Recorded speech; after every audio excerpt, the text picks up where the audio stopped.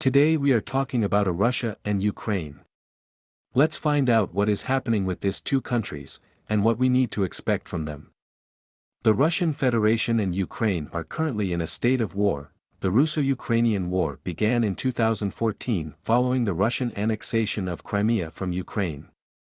In February 2022, Russia invaded Ukraine across a broad front.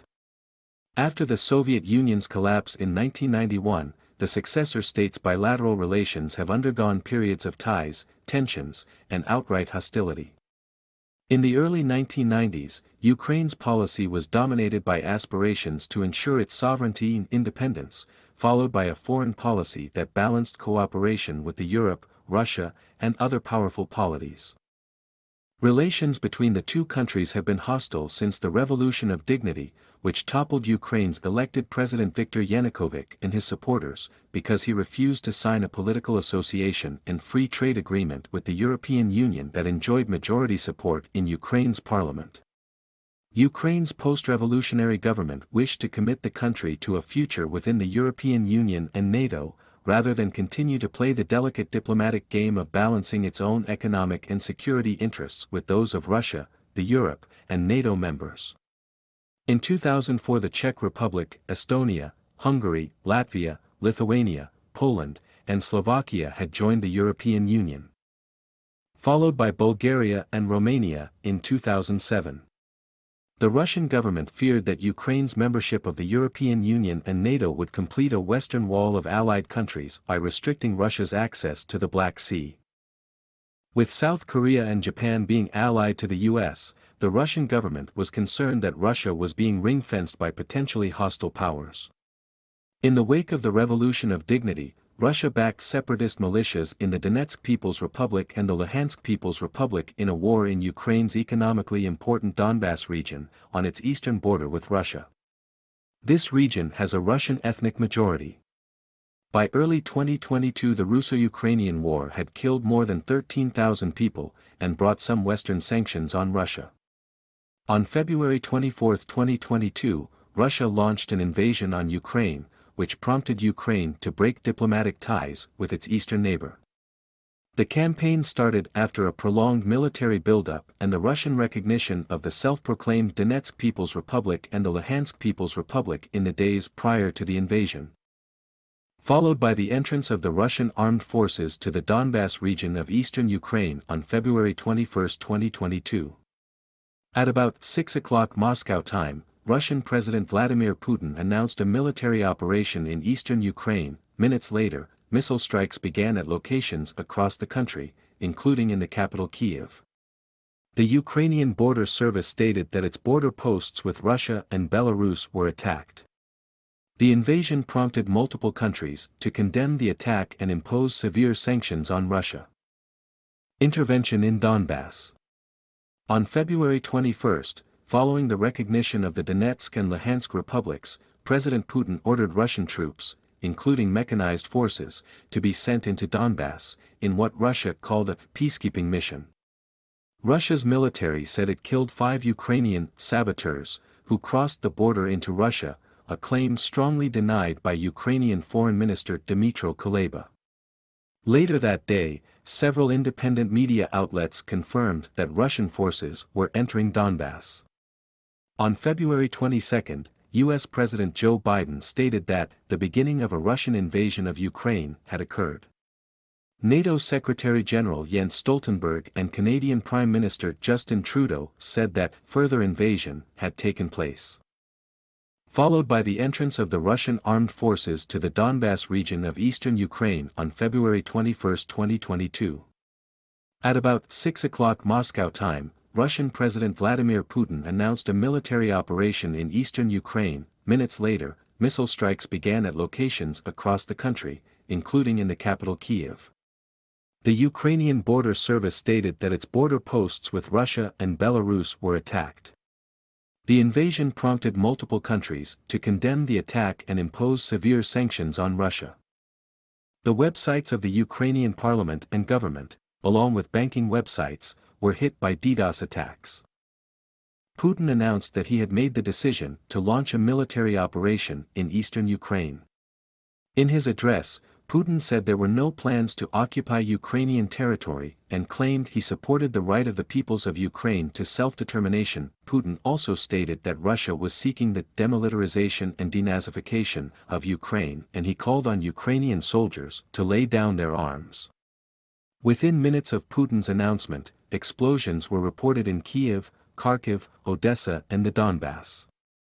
Ukrainian officials said that Russia landed troops in Odessa and Mariupol and launched cruise and ballistic missiles at airfields, military headquarters, and military depots in Kyiv, Kharkiv, and Dnipro. Later, the Ukrainian military denied information about the landing of the Russian army in Odessa. Military vehicles entered Ukraine through Senkivka at the point where Ukraine meets Belarus and Russia around 6:48 a.m. local time. According to Ukrainian Minister of State Anton Herashchenko, just after 6:30, Russian forces were invading via land near the city of Kharkiv and large-scale amphibious landings were reported at the cities of Mariupol and Odessa. Herashchenko confirmed the landings near Odessa. At 7:40, the BBC cited other sources in saying that troops were also entering the country from Belarus. The Ukrainian border force reported attacks on sites in Luhansk, Sumy, Kharkiv, Chernihiv and Zhytomyr, as well as from Crimea. The Russian Ministry of Defense claimed no resistance by Ukrainian border forces. The Ukrainian Interior Ministry reported Russian forces captured the villages of Horodish and Milov in Luhansk. The Ukrainian Center of Strategic Communications and Strategic Security reported that the Ukrainian army beat off an attack near Shkastia, near Luhansk, and took back control of the town, claiming nearly 50 casualties from the Russian side. After being offline for an hour, the Ukrainian Defense Ministry's website was restored. The ministry claimed that it had shot down 5 planes and 1 helicopter in Luhansk. Shortly before 7 o'clock, President Zelensky announced the introduction of martial law in Ukraine. Later he ordered the Ukrainian army to inflict maximum losses to the invaders. In light of a request by the Russian Ministry of Defense asking air traffic control units of Ukraine to stop flights, airspace over eastern Ukraine has restrictions to civilian air traffic, with the whole area being deemed an active conflict zone by the European Union Aviation Safety Agency. Zelensky also announced that diplomatic relations with Russia were being severed. Effective immediately. Russian missiles targeted Ukrainian infrastructure, including hitting the Kyiv-Boryspil airport. Ukraine closed its airspace for civil flights. A military unit in Podolsk was attacked by Russian forces, resulting in 6 deaths and 7 wounded. Another person was killed in the city of Mariupol. 19 more people are also reported missing. A dwelling house in Chuiv got under fire of the Russian artillery. 18 persons were killed by Russian bombing in the village Lipetsky, Odessa Oblast. At 10 o'clock, it was reported during the briefing of the Ukrainian presidential administration that Russian troops invaded Ukraine from the north, up to 5 kilometers deep. Russian troops were said to be active in Kharkiv Oblast, Chernihiv Oblast, near Sumy. Zelensky's press service also reported that Ukraine repulsed an attack in Volyn Oblast. At 10:30, the Ukrainian Defense Ministry reported that Russian troops in Chernihiv Oblast had been stopped. A major battle near Kharkiv is in progress, and Mariupol and Shkastia were fully reclaimed. It was reported that 6 Russian planes, 2 helicopters and dozens of armored vehicles were destroyed. Russia denied having lost any aircraft or armored vehicles. Belarus gave its territory to Russian troops to invade Ukraine from the north. On 11 o'clock, Ukrainian border guards reported about the border breach in Vilcha, Kyiv Oblast, and border guards in Zhytomyr Oblast were bombarded by MLRS. It was also reported that a helicopter without markings bombed Slavutic border guards' position from Belarus. As we don't know when this conflict will come to an end, we all hope that Russia won't make any damages to NATO states, and won't lie the public with any statements. For the moment, we appreciate that it's a major risk for Republic of Moldova and Baltic countries.